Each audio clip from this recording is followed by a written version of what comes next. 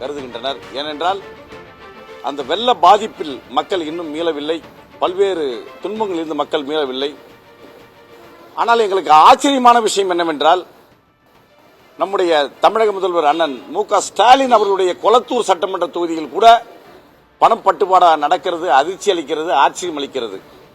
சாதனைகள் ஏராளம் என்று சொல்லி வாக்குகளை கேட்ட அண்ணன் மு.க. ஸ்டாலின் தன்னுடைய கொளத்தூர் சட்டமன்ற தொகுதியில் திமுகவினர் பணம் கொடுத்து வாக்குகளை வாங்குவது ஏன் என்று அவர்களை கேட்க வேண்டும்.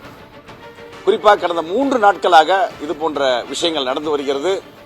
ஏனென்றால் நாங்கள் பாரதத்தை காக்க, இந்தியாவை காக்க எங்களுக்கு வாக்களிங்கள் என்று சொன்ன அண்ணன் மு.க. ஸ்டாலின் தமிழகத்தை காக்க தவறிவிட்டார். தமிழகம் மோசமான சூழ்நிலையில் இருக்கிறது.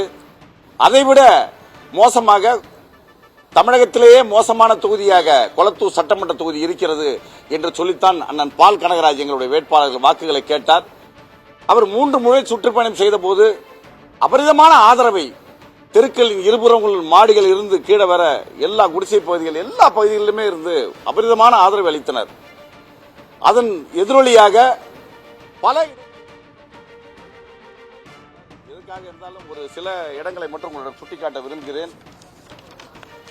வட்டம் 66 ஏன்னா நிறைய இப்ப நேரம் இல்ல, தேவகி அம்மாள் தெரு, பிரபு தெரு, துரைசாமி தெரு, தட்சிணாமூர்த்தி தெரு, 65வது வட்டத்தில் சிவசக்தி நகர், கண்ணகி நகர், எம்ஜிஆர் நகர், ஏரிக்கரை, இதெல்லாம் நம்ம ஏன்னா முழுக்க எங்களுடையது பிரச்சாரமாக இருக்கிறது.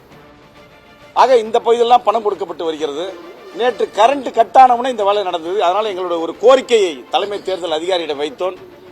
நீங்கள் மின்சாரத்துறை ஆணையருக்கு ஒரு உத்தரவை இட வேண்டும். இன்று இரவு முழுவதும் சென்னையில் கரண்ட் கட் பண்ணக்கூடாது. நாங்கள் எங்களுடைய கோரிக்கை முதல் சென்னைக்கு தான் வைத்தோம். ஏன்னா வட சென்னையில் எங்களுக்கு பாதிப்பு அதிகமாக இருக்குது. குறிப்பாக வட சென்னை கொளத்தூர் பகுதியில் அதனுடைய அதாவது வாக்கு சதவீதம் பாஜகவிற்கு உயரக்கூடாது என்று நினைக்கின்றனர். ஆனால் வெற்றி முகத்தை நோக்கி பாஜக இருக்கிறது. இது ஒரு பக்கம்னா அதிமுக, நான் எங்களுடைய பூத் கமிட்டி தலைவருடைய படத்தை மறைச்சிருக்கேன். ஏன்னா அவர் பெண் என்பதால் அவர் படத்தை மறைச்சிருக்கேன். அவர் பேரை வெளிப்பட விரும்பல. அந்த மாவட்ட செயலாளர் திரு வெங்கடேஷ் பாபு அவர்கள் எங்களுடைய பூத் கமிட்டி தலைவரை விலைக்கு வாங்கியிருக்கார். இன்றைக்கு கொளத்தூர்ல மட்டுமல்ல, வடசென்னை மட்டுமல்ல, தமிழகம் முழுக்க அண்ணன் எடப்பாடி பழனிசாமி அவர்கள் சொன்னாங்க பாஜகவிற்கு பூத் கமிட்டியில் ஆள் போட இருக்கான்னு. நான் இன்றைக்கு சவால் விட்டு சொல்கிறோம், வடசென்னை வேட்பாளர் பூத் கமிட்டியில் ஆள் போட்டாரா? கூலிப்படை வைத்து ஆள் போட்டிருக்கிறார் வடசென்னை வேட்பாளர். இன்றைக்கு எங்களுடைய தேர்தல் பிரச்சாரத்தில் பாஜகவுடைய தொண்டர்கள் மட்டும்தான் பங்கேற்றனர். ஆனால் திமுக, அண்ணா திமுகவில் பாவம் ஏழை மக்களை பணம் கொடுத்து வந்துதான் வாக்குகளை கேட்டார். அதனால திமுகவிற்கும் அதிமுகவிற்கும் நாங்கள் சொல்லிக்கொள்ள விரும்புவது, தொண்டர்களின் பலத்தை நம்பி பாஜக நிற்கிறது. தமிழகம் முழுக்க மகத்தான வெற்றி பெறும், வடசென்னையில மகத்தான வெற்றி பெறும்.